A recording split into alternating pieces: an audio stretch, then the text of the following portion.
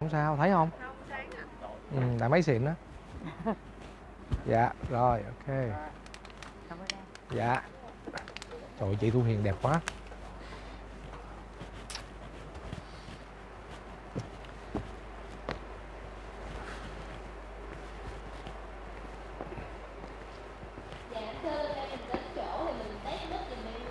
Tôi một. Bây giờ đi sao á? Alo. Đi từ trong ra hả? Ok.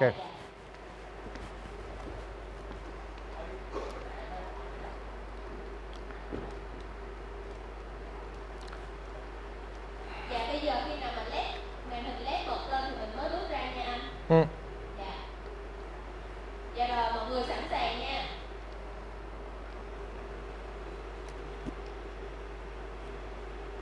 Nhạc.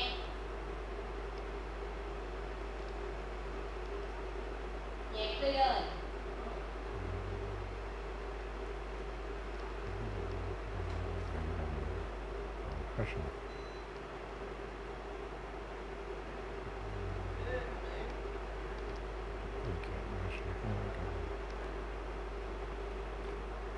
Dạ anh chờ em xíu nha anh, em đừng mất kiện. Luôn.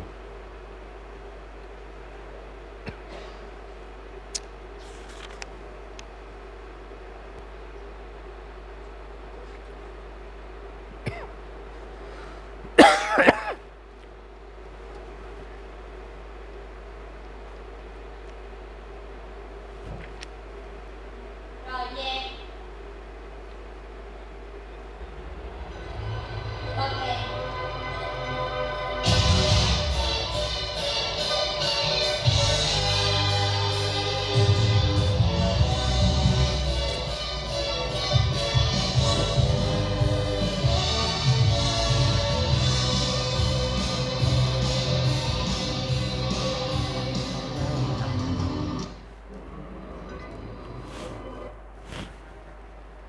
Xin được chào mừng quý vị và các bạn đang đến với chương trình Dấu ấn huyền thoại.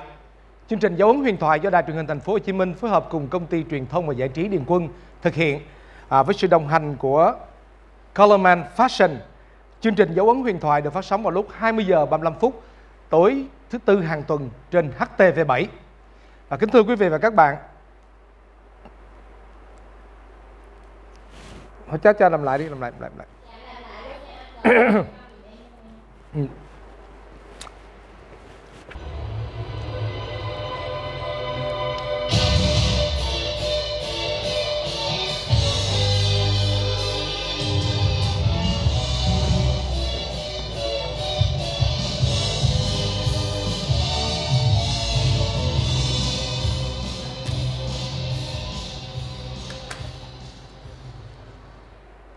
Nên xin được chào mừng quý vị và các bạn đang đến với chương trình Dấu ấn huyền thoại.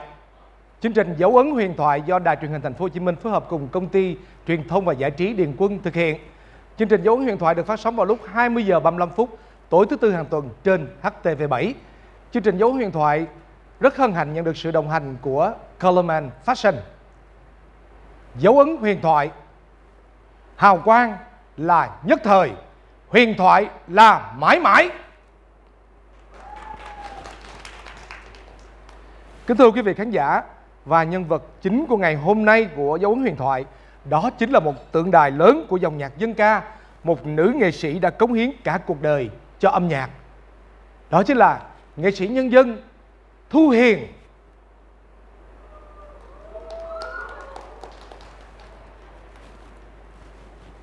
Ok chưa? Nó không có tiếng vỗ tay cho nên nó rất là xìu. Cho nên anh em mình phải ở ngoài phải hú hí lên, chứ lát nữa cô biểu diễn là sẽ khó đó. Mỗi lần nói tay mạnh lên, la lớn lên. Hãy giúp đỡ cho nghệ sĩ chúng tôi.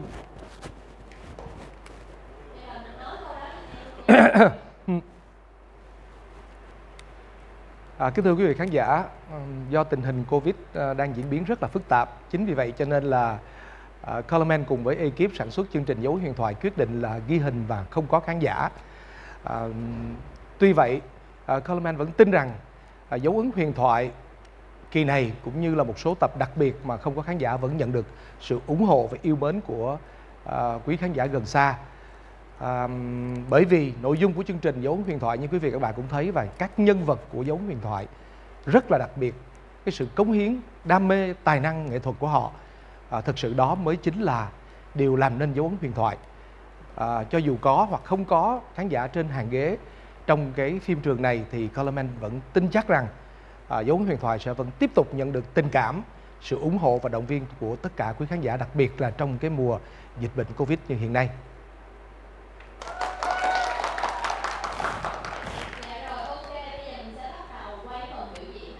Rồi.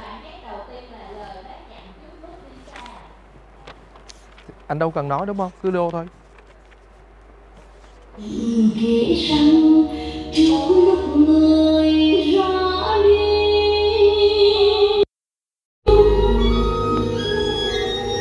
mắt muốn nghe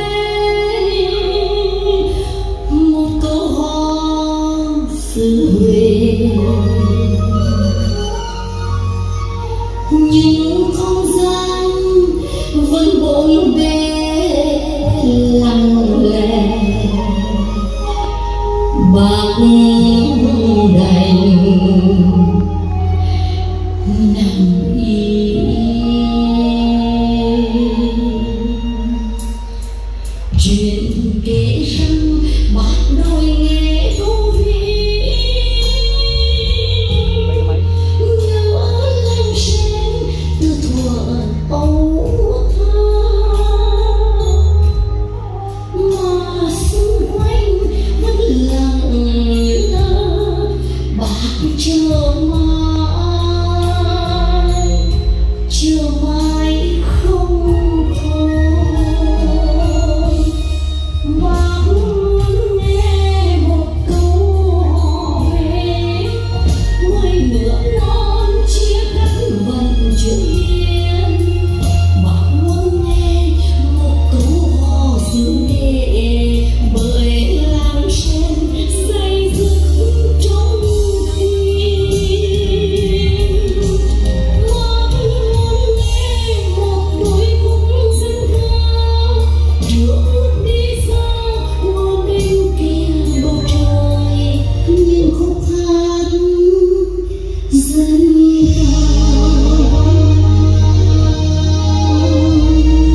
Chuyện kể rằng trước lúc người đi xa, chuyện kể rằng trước lúc người đi xa.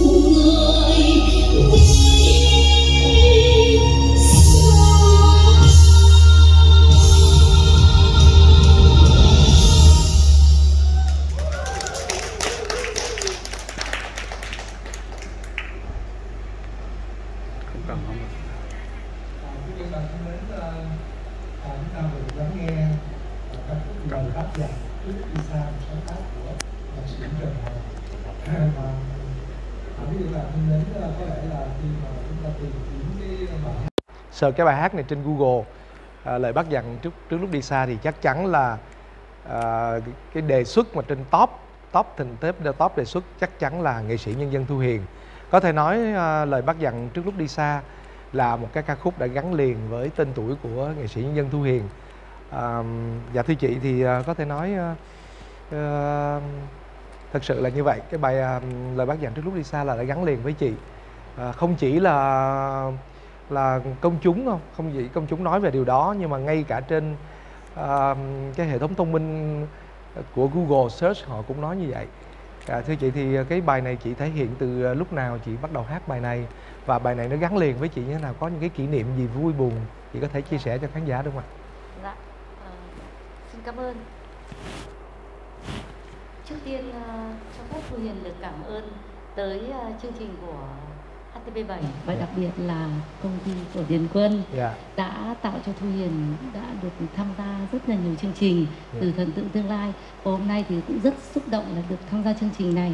Thì trước tiên thì cho phép Thu Hiền được gửi tới lời cảm ơn sâu sắc tới công ty Điền Quân và đài truyền hình, đặc biệt là chương trình HTV7 đã mang đến công chúng được trở lại với những ca khúc của những năm hào hùng của đất nước và những bài hát để xây dựng quê hương.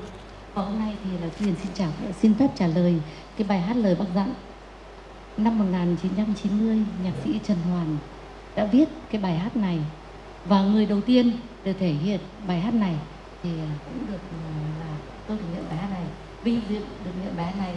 Và khi bài hát này nó cũng được may mắn là được đi thi trong hội diễn, thì cũng là một gây ấn tượng trong hội diễn, và cũng được huy chương vàng, cũng được cái chính là mang được cái cảm xúc được truyền tải tới khán giả, được những cái hơi thở của cái bài hát của nhạc sĩ đã viết ca ngợi về Bác. Vì ca ngợi về Bác thì đã có rất nhiều bài ca khúc hay, nhưng hát để nói lên cái nỗi lòng của Bác trước lúc ra đi thì nhạc sĩ Trần Hoàn đã viết được bài hát này, và tôi đã may mắn được thể hiện bài hát này, và tôi hát với tất cả những lòng tôn kính nhất của một cái thế hệ nghệ sĩ, được đại diện của một cái thế hệ nghệ sĩ được đi theo con đường của Bác, đi theo con đường của Đảng, và để lại trong lòng công chúng những trước khi nhắm mắt Bác vẫn còn nhớ, dặn lại cho các thế hệ là nếu yêu đất nước thì chúng ta sẽ phải yêu những khúc hát dân ca. Và trong đấy thì tôi nghĩ rằng cũng trong cái hội diễn đấy thì cũng đã gây được ấn tượng cho tất cả ban giám khảo cũng như các đoàn đã đến tham gia hội diễn, và hôm nay cũng được vinh dự để hát lại bài hát này. Dạ thưa chị, như vậy là cái lần thể hiện đầu tiên là tên sân khấu của cái buổi hội diễn đó, hay là trước đó chị đã hát ở trong một cái bối cảnh nào đó trước đó? Dạ, cái bài hát này thì là đúng là Bác nhạc sĩ Trần Hoàn viết năm 1990. Nhưng mà cũng may mắn là cũng đúng đấy là cũng một đợt hội diễn. Cho nên là chú Trần Hoàn cũng chọn vào là Thu Hiền đến cái bài hát này diễn vào trong chương trình này, hội diễn này, để mọi người lại thêm những cái chủ đề về Bác nữa, mà viết không phải là chỉ Bác đã đương hành quân, mà bây giờ thì cảm xúc của trong những cái thời gian mà Bác đã đi xa. Năm 1990 như vậy là đến nay là đã hơn 30 năm rồi, 31 năm rồi. Dạ, cái cảm xúc của chị khi mà chị đứng lại trên sân khấu này sau hơn 30 năm và cùng hát cái ca khúc đó thì nó có gợi nhớ cho chị cái gì không? Nói chung là hát về Bác thì không riêng gì Thu Hiền mà tất cả các nghệ sĩ đều đó là sự thể hiện trân trọng của những người dân Việt Nam, mà đặc biệt Thu Hiền lại hát rất nhiều ca khúc về Bác. Và hôm nay đứng trên sân khấu này, mặc dù là tuổi của mình cũng đã năm nay cũng đã nhiều rồi, thế nhưng mà để được trở lại cái cảm xúc như ngày xưa, có lẽ Thu Hiền nghĩ rằng một điều, khi một người nghệ sĩ bước lên sân khấu, chúng ta hát một bài hát gì thì chăng nữa, nhất về Bác nữa, thì cái niềm gọi là trân trọng nó vẫn như thế, và cái sự đam mê thì có lẽ vẫn là như thế thôi. Xin cảm ơn chị rất nhiều. Thật ra cái bài này là cái bài mở màn thôi, nhưng mà mình cảm thấy cái giọng hát của chị còn phải nói là nó vẫn mượt mà, nó vẫn rất là da diết, nó giống như là không có khoảng cách về thời gian vậy đó quý vị khán giả. Xin được một tràng pháo tay nữa dành cho nghệ sĩ nhân dân Thu Hiền ạ. Cảm ơn rất nhiều. Rồi, bài tiếp ha.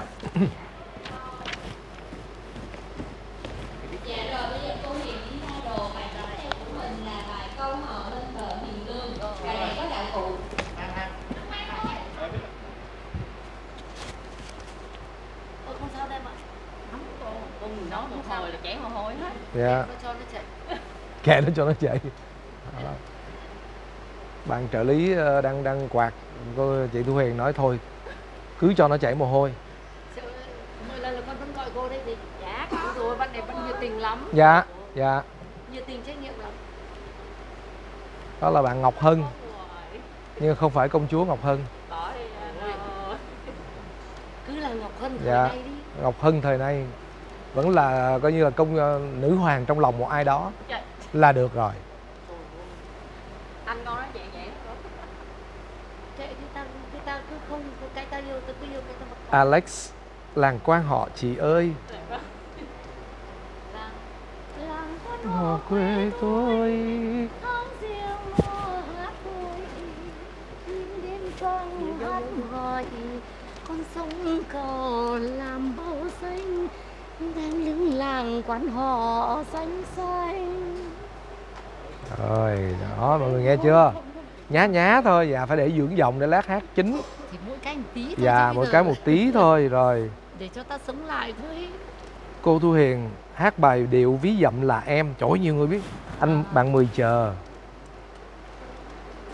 Rồi một chiều chợt nhớ quê hương, nghe em hát dân ca xứ nghệ, câu hát ru như một thời thuở bé đưa ta về bên bãi tuổi thơ xưa, điều ví quê hương giữa bốn bề bận rộn đất quê mình hình con nghèo lắm người ơi. Sao điều ví cứ nghĩa tình đến thế, nào nào lòng đứa con ở nơi xa. Rồi quá đã. Được quay rồi đó. Dạ chị cô Hiền bắt đầu quay rồi nha bà con cô bác ơi.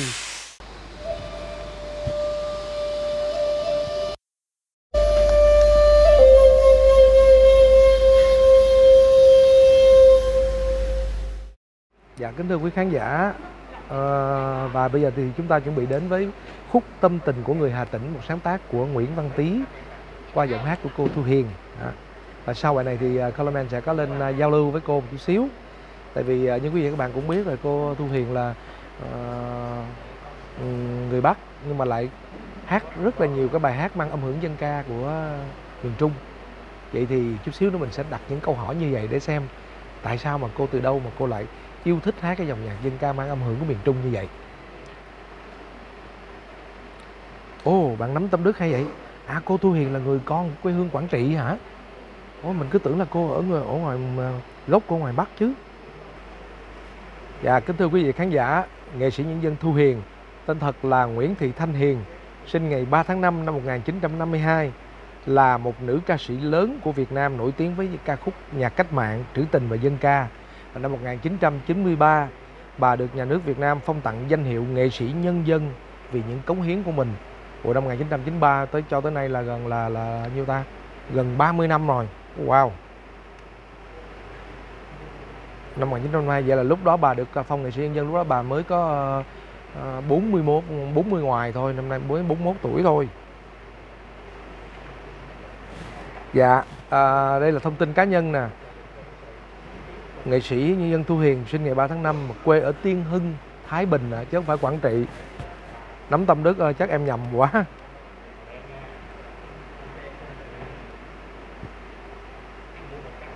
Tiên Hưng, Thái Bình.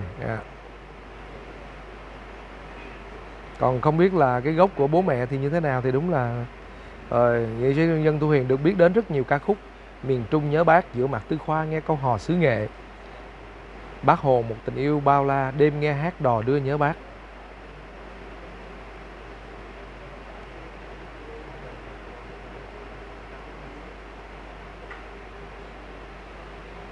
Rồi như vậy là hiện tại thì nghệ sĩ nhân dân Thu Hiền đã 69 tuổi rồi, sinh năm 1952, năm nay là năm 2021 thì nghệ sĩ nhân dân Thu Hiền là 69 tuổi, 70 tuổi mà hát live còn cỡ đó đó quý bà con. Tin được không?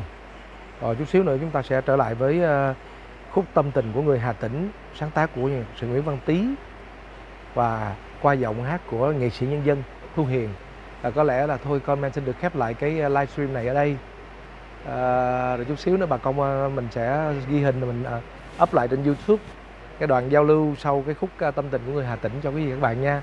Còn bây giờ chúc mọi người ăn trưa đánh một giấc cho ngon, xong rồi tiếp tục thức dậy làm việc. Hôm nay thật là háo hức với cái đợt quay hình, với đợt ghi hình lần thứ 2 này lắm luôn, nhưng mà đúng là số khổ. Dịch bệnh bắt đầu lại bắt đầu rất là nguy hiểm. Thành ra là Colorman cũng phải nghiêm túc chấp hành là quay hình không có khán giả. Đợt tới này là 7 tập này không có khán giả, nhưng mà quý vị các bạn cũng hiểu rồi đó, ghi hình mà không có khán giả thì thực sự là cái người nghệ sĩ họ sẽ bị cục hứng rất là nhiều đó. Chứ nó không đơn giản là vì nói khi chúng ta biểu diễn bên dưới phải có tiếng vỗ tay đó, phải có tiếng vỗ tay, có tiếng của khán giả thì mới hấp dẫn được, thì cái người nghệ sĩ họ sẽ cảm hứng hơn, họ sung hơn, bốc hơn. Nhưng mà biết làm sao được, bây giờ thôi thì cũng phải tùy theo tình hình thôi, ứng biến thôi, đúng không bà con cô bác? Dạ. Thì cũng một lần nữa xin cảm ơn quý khán giả đã rất ủng hộ, yêu thương Colorman và yêu thương những chương trình do Colorman làm, và đặc biệt là với Dấu Ấn Huyền Thoại. Mình tin chắc rằng đây là một cái chương trình rất đáng để quý bà con cô bác xem, ủng hộ và chia sẻ.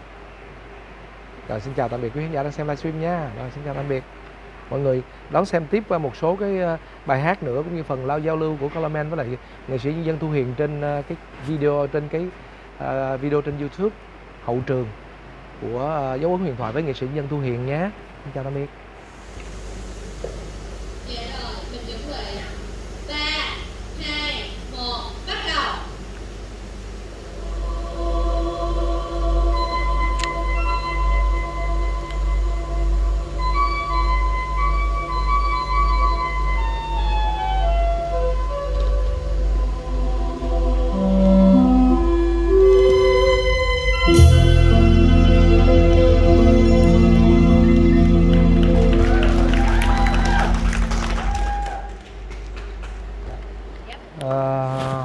Nhưng mà không hiểu vì cơ duyên gì mà chị lại trong các cái ca khúc của chị thể hiện là rất nhiều, có thể nói là đa số là các ca khúc của mang âm hưởng của dân ca miền Trung. Dạ, thì chị có thể chia sẻ lý do tại sao, cái cơ duyên nào đưa đến? Dạ. Hôm nay thì là Thu Hiền nghĩ rằng là để mà tâm sự mà để cho khán giả hiểu là tại sao Thu Hiền hát về miền Trung được như thế, thì có lẽ là cái thời khắc nó cũng rất ngắn. Thì Thu Hiền xin phép nói đôi điều. Thu Hiền vào miền Trung khi đó là 15 tuổi. Và khi học ở ngoài Hà Nội thì cũng được học miền Trung rất nhiều.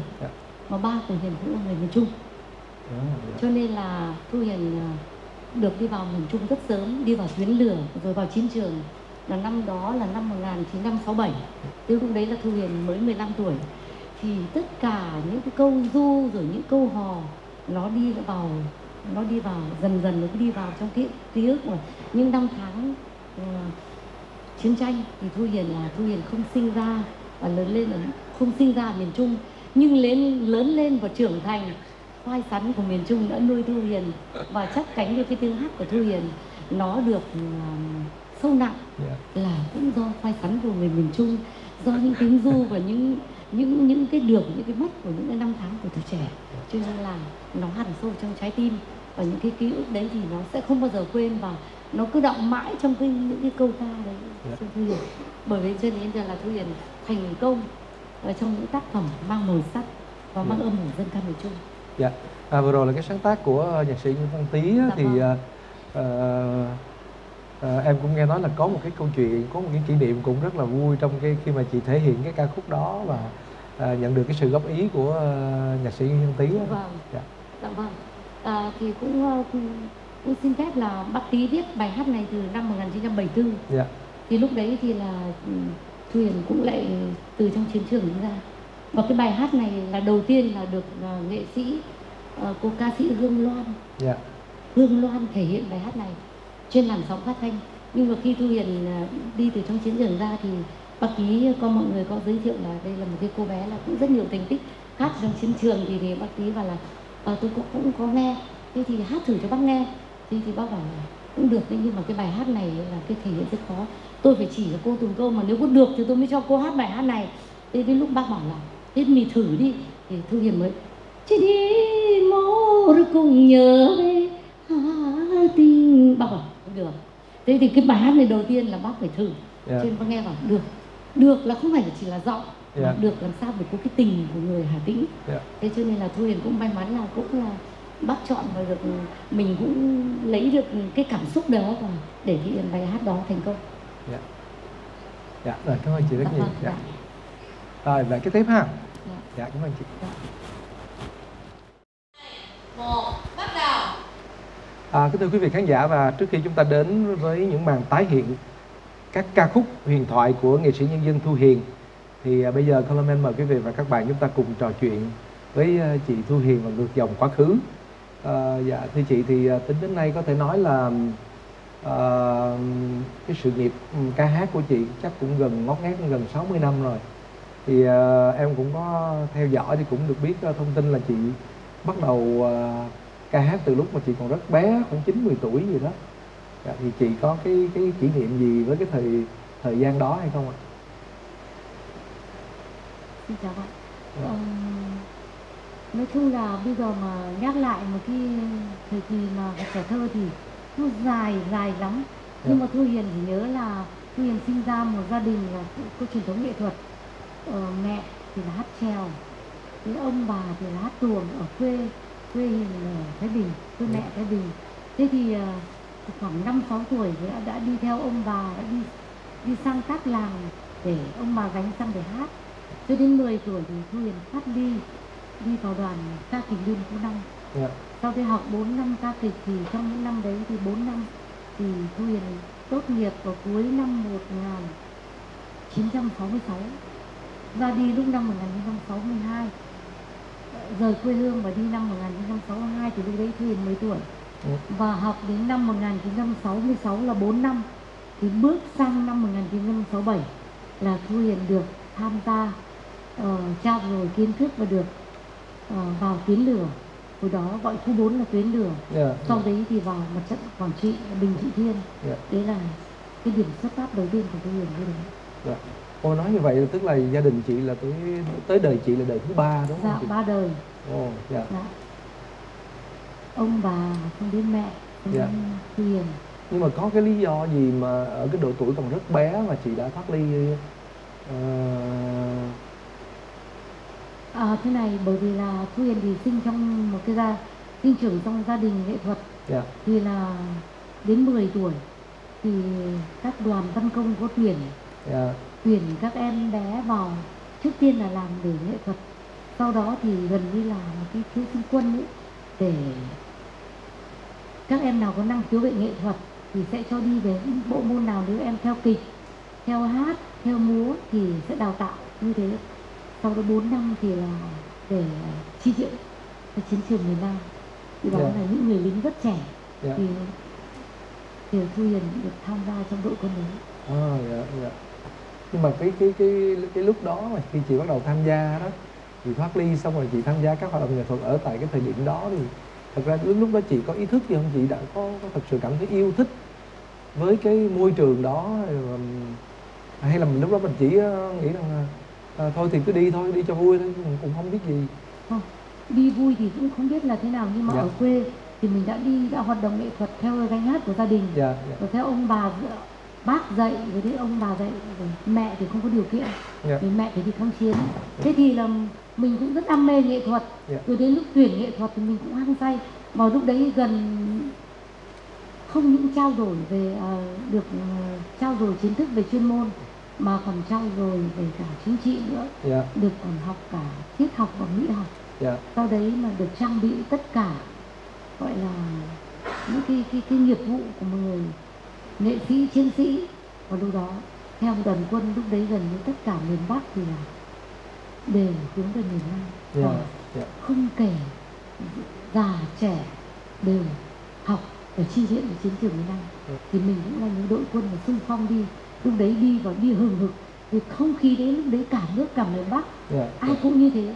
Và mình cũng mong được là mình được đi vào chiến trường, được hát, được sống với tất cả những với những người dân, rồi được sống với cả những người lính, và làm có thể bất kỳ một việc gì của một người nghệ sĩ, chiến sĩ trong đấy đều ra hăng hái như thế.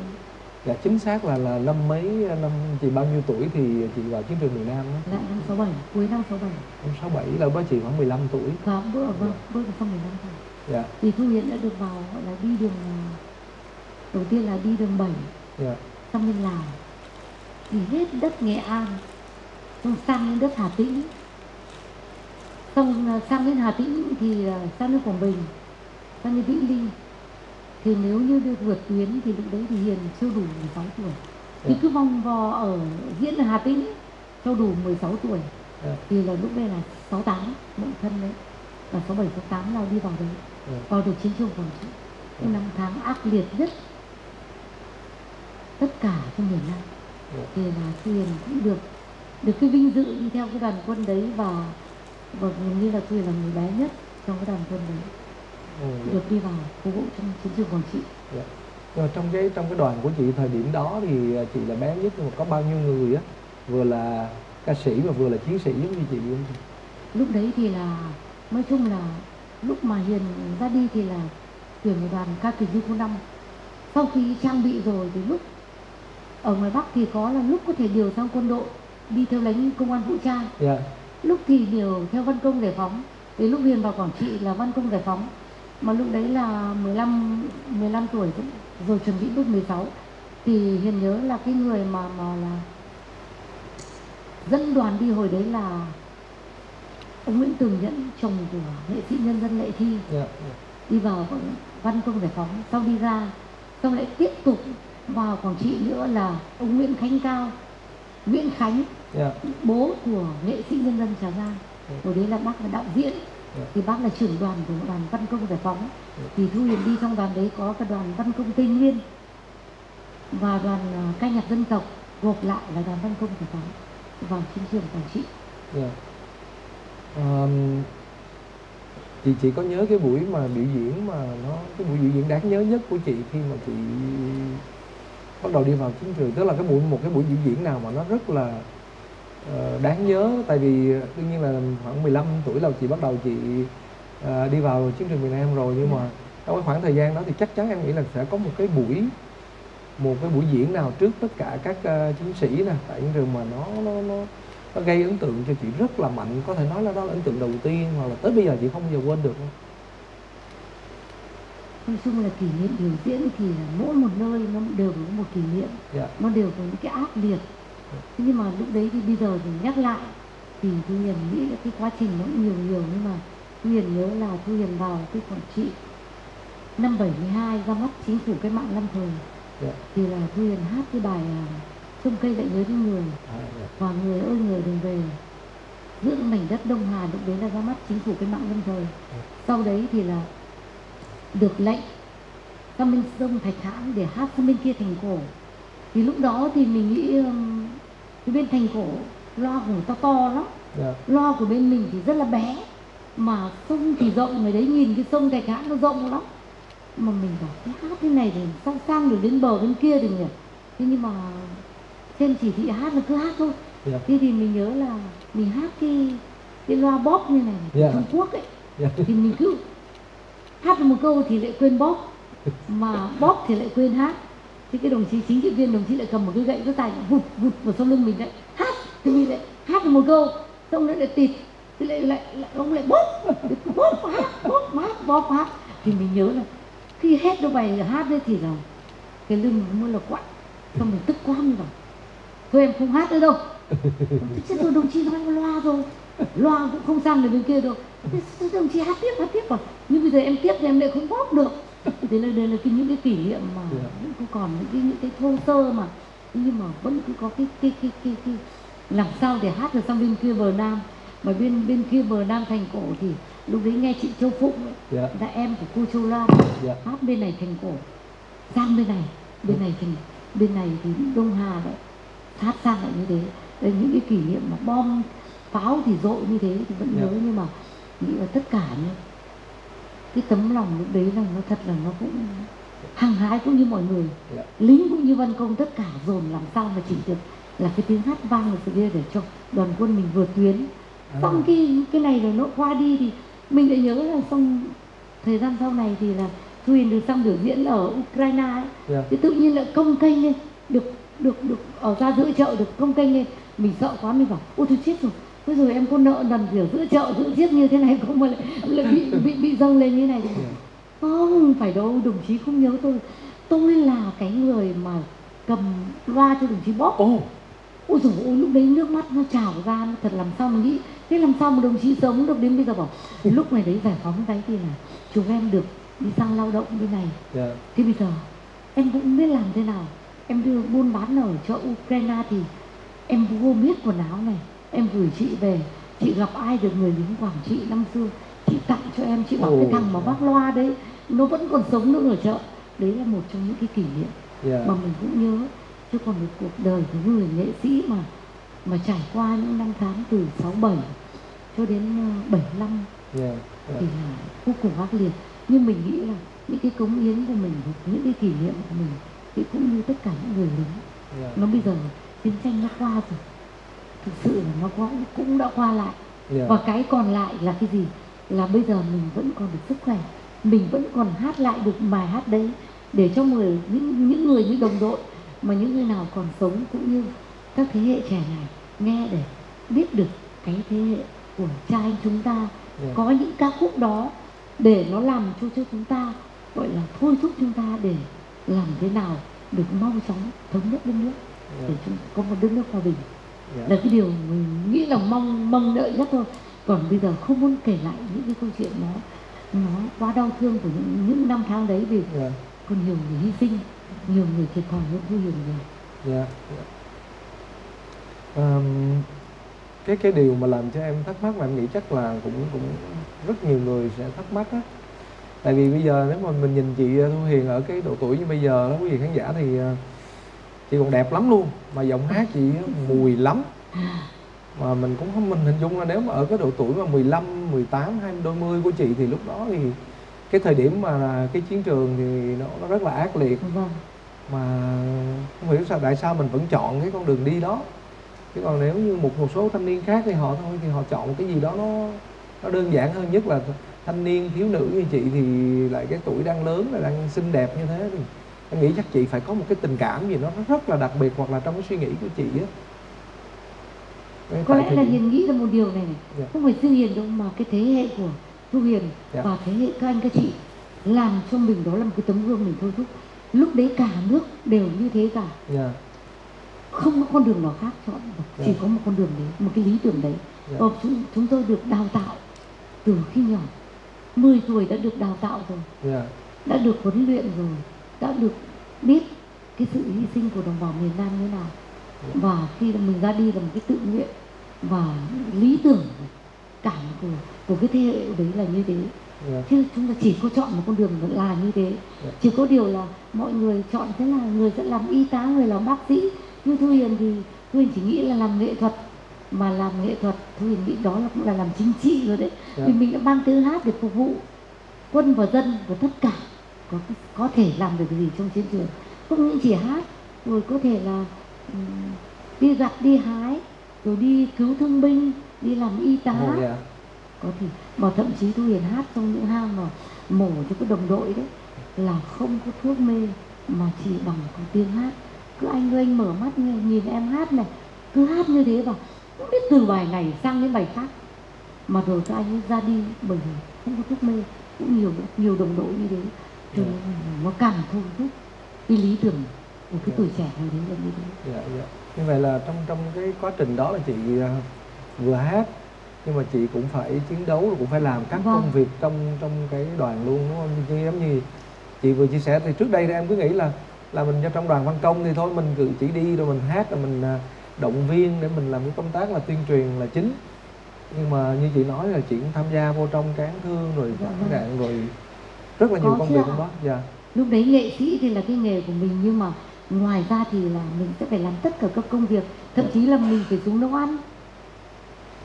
Bác Đạn đi lấy muối, lấy gạo, cũng đi gùi hàng bát như này thì đi lấy gạo, lấy muối. Vì đấy thì là mình muốn nói là cái người nghệ sĩ và người chiến sĩ làm như thế, không có phân biệt là văn công chỉ có phục vụ.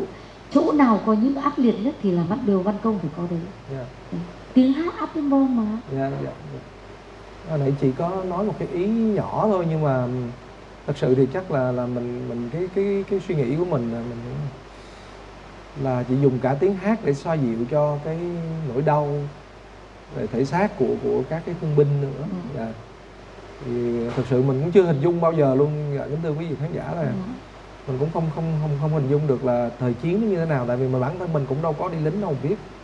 Nhưng mà như chị chia sẻ thì thật sự mình nghĩ chắc cái giai đoạn đó nó thật sự là nó rất là nhiều cảm xúc ha chị. chính vì rất là nhiều cảm xúc cho nên là những người nghệ sĩ mình chứng kiến trong cái lúc mà chiến tranh, lúc đói khát ở dưới hầm, tất cả những cái kỷ niệm đấy thì nó đều hun đúc vào nó trong mình trở thành một ý chí. Và không riêng gì Thu Hiền, mà tôi nghĩ Thu Hiền nó chỉ là một người nghệ sĩ nhỏ bé lúc đấy thôi, nhưng các anh, các thế hệ đi trước, ví dụ như nghệ sĩ nhân dân Quốc Hương, nghệ sĩ nhân dân Thanh Huyền, Tuyết Thanh, Mạnh Hà, các anh chị đều hừng hực như thế vào mang tất cả cho tuổi trẻ. Thế thì mình cũng tấm gương đấy và mình cũng ra đi như thế, và không có nghĩ là cái vinh quang này mình sẽ trở thành người bây giờ mình là nghệ sĩ nhân dân. Thật sự là như thế. Bây giờ thì tự vì những cộng với những cái năm tháng công hiến đấy và Đảng Nhà nước thì cũng tôn vinh, thì cái điều đó là một cái điều may mắn. Mà mình cũng may mắn là mình cũng trong chiến tranh nhưng mà mình cũng không bị vẫn còn sống được như thế, và bây giờ mình thấy như thế này là mình bằng lòng, mình hạnh phúc lắm rồi. Năm 1993 đúng không chị, là chị được phong nghệ sĩ nhân dân? Dạ vâng. Năm 88 thì Thu Hiền được phong nghệ sĩ ưu tú. Và đến năm sau vâng, 93 thì được phong nghệ sĩ nhân dân. Sớm sau 5 năm ạ. Nói chung là sớm thì nghệ sĩ nhân dân hồi đấy thì là sớm nhất. Nhưng bây giờ thì có nhiều nhân dân sau này nó còn trẻ nữa. Nhưng mà ở cái thế hệ của Thu Hiền thì Thu Hiền là trẻ nhất. Cái thế hệ ngày xưa là nó cũng cái tiêu chí nó cũng rất khó. Nghĩ thời điểm đó nó phải bao nhiêu bài hát, rồi cũng bao nhiêu năm chiến trường, rồi mình được bao nhiêu huân chương huy chương đấy, như thế thì nó cộng cái tiêu chí hồi đấy, cái tiêu chuẩn này đấy nó cũng có ngặt nghèo hơn như bây giờ, nhưng bây giờ thì nó cũng tương đối nhà nước cũng dễ. Mà bây giờ cũng thống nhất đất nước rồi thì nghệ sĩ thì mình nghĩ là phục vụ chế độ nào cũng thế thôi, cũng là người nghệ sĩ, đúng không? Đã là người dân, mình đã là nghệ sĩ thì mình chỉ có quê hương, ca ngợi quê hương đất nước như thế. Thế cho nên là Hiền cũng nghĩ là cái may mắn mà được đến bây giờ mà vẫn được xuất hiện trước công chúng, vẫn được hát và vẫn mọi người nhìn trông nó cũng vẫn còn được như thế này là một cái điều hạnh phúc nhất đối với mình. Dạ có thể thấy là tại vì em hỏi chị những cái câu vậy đó, tại vì em có những cái thắc mắc ở bên trong á. Chưa hình dung được. Dạ không phải, đúng rồi. Cái là em không hiểu là tại sao chị có một cái giọng hát mà cho tới giờ phút này cảm giác như là nó một cái giọng hát mà không có tuổi á. Nó không chỉ là nó mượt mà, nó ngọt ngào, nó trữ tình của những cái làn điệu dân ca, mà em thấy nó còn có những cái ca khúc của chị á, nó vẫn còn rất là hùng tráng. Tức là em nghĩ là cái tất cả những thứ đó, chất liệu đó là chị phải tức là thấm vô trong máu mình á, giống như cái thời mà đạn bom mà mình đi rồi mình hiểu được á, thì mình thấu hiểu được thì mình mới nó tiếp thu xong nó vô trong máu mình luôn, cho nên là em mới hỏi chị nhiều vậy.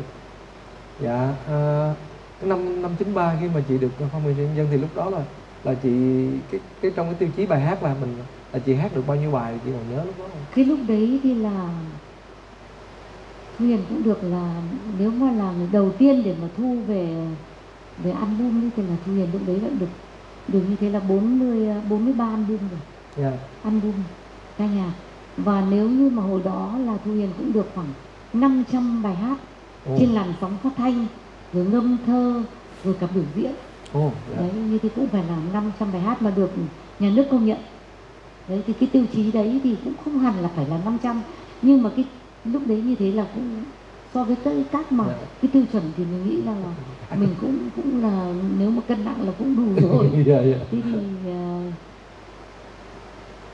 so với cái đợt đầu tiên ấy, thì Thu Hiền nghĩ rằng điều là không thể so sánh được, ví dụ như các bậc tiền bối như Quốc Hương, Thanh Huyền, Vũ Dậu, Mạnh Hà, Kiều Hưng hồi đấy. Nhưng mà nếu mà đứng và ra đi mà mình thoát ly thì mình cũng đi cũng bằng các anh các chị đấy. Nhưng cái tiêu chí hồi đấy là người ta cứ tính là phải từ 16 tuổi mới được là công nhận trong cái biên chế. Đấy, chứ ai mà cho 10 tuổi đi. Nhưng mà cái chiến tranh này nó ngoại lệ.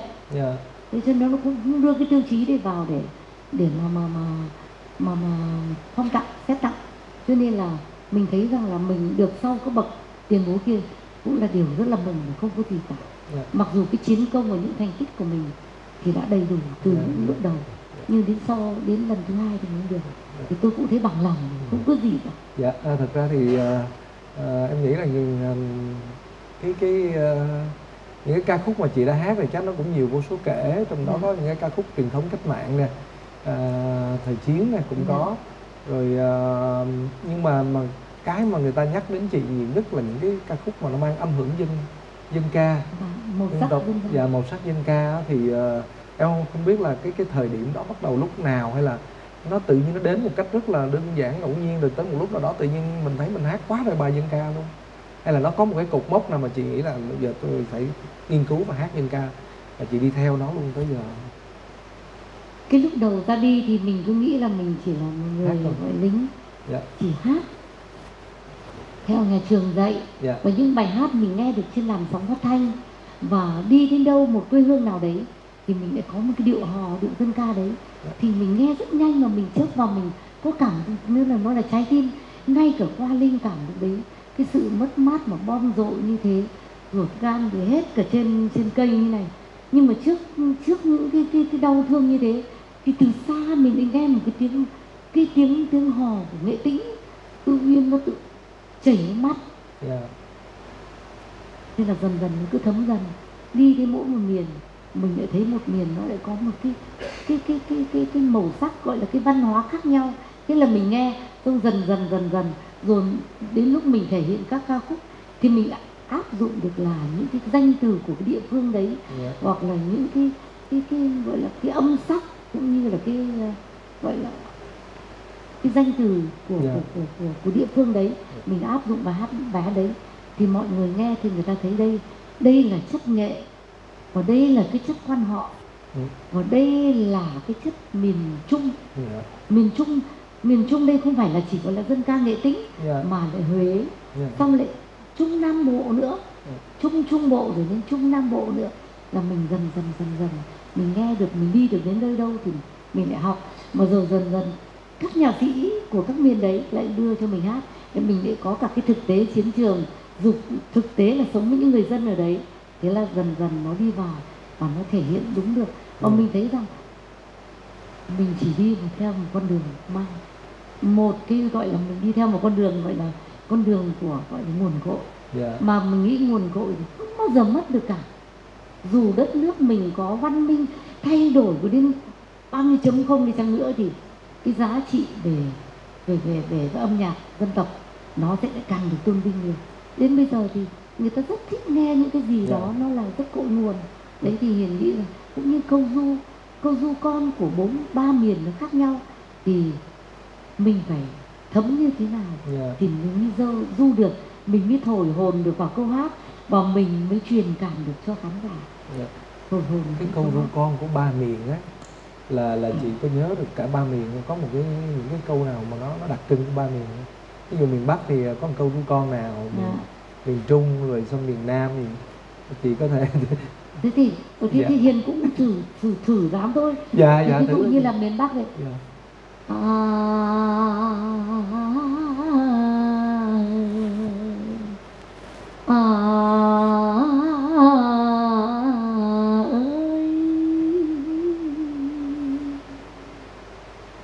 cái khô cái vạc cái nông huy sao mày dẫm lúa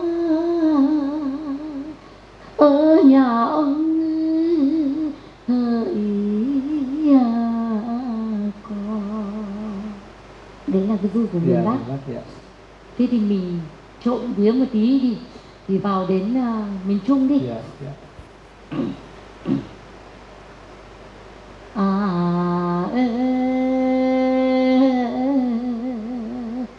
Ru con ngủ trong để mà đi chờ mùa vui ăn trâu, chờ mùa vui chờ quảng chờ câu, mùa câu Nam Bộ thì mùa trâu.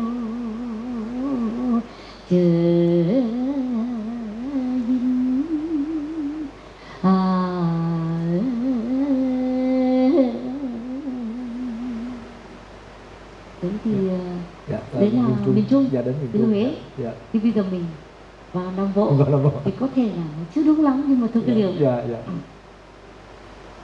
Mà cái bài này là bài Du Con Nam Bộ. Dạ.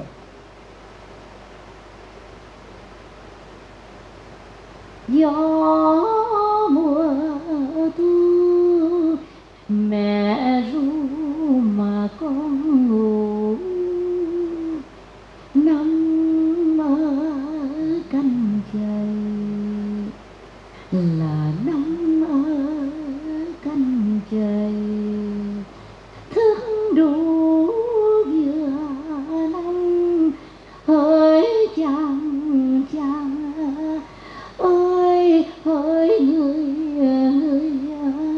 ơi, em nhớ tới chàng, em nhớ tới chàng. Hãy nâng đi con, hãy ngủ đi con hỡi mà con hỡi, con hỡi, con hỡi, con hỡi, con hỡi, hỡi con. Liều mình